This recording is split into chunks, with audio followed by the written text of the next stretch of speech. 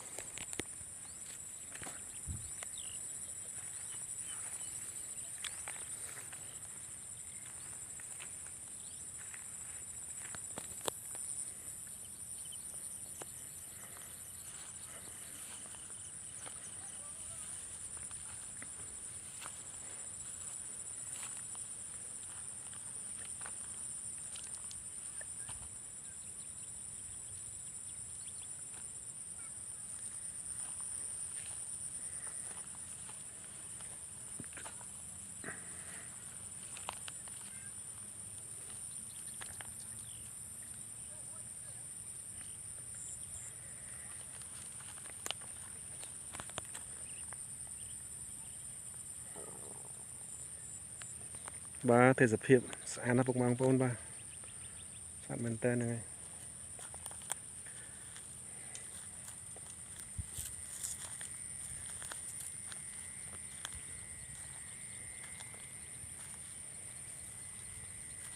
ការឈូកពុកម៉ែបងប្អូនអើយស្អាតណាទេសភាពនៅស្រុកស្រែពុកម៉ែបងប្អូនមានតែប៉ុណ្្នឹងឯងបាទគឺស្អាតណាខ្យល់អាកាសបរិសុទ្ធបាទហើយពុកម៉ែបងប្អូនឃើញបាទនេះគឺរវឹងរវើយបាទពុកម៉ែបងប្អូនអើយរាប់សិបហាត់បាទគឺស្អាត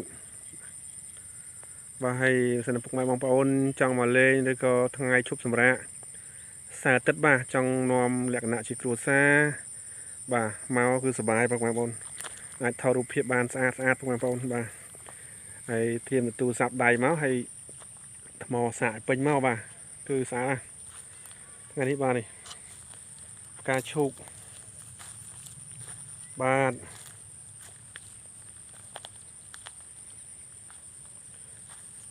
នៅគណៈនេះបាទម៉ោង7:04ណាបាទបងប្អូនបាទម៉ោង3ជាងហើយខ្ញុំឆ្លងកាត់ទីនេះបាទក៏ចូលមកទីនេះក៏ឃើញទេសភាពស្អាតបាទក៏ថតរូបភាពនេះទៅផ្ញើជូនទាំងបងប្អូននៅក្នុងស្រុកហើយបងប្អូននៅក្រៅស្រុកបាទនៅអាមេរិកនៅកាណាដាអូស្ត្រាលីនៅវ៉ែលសេឡង់បាទ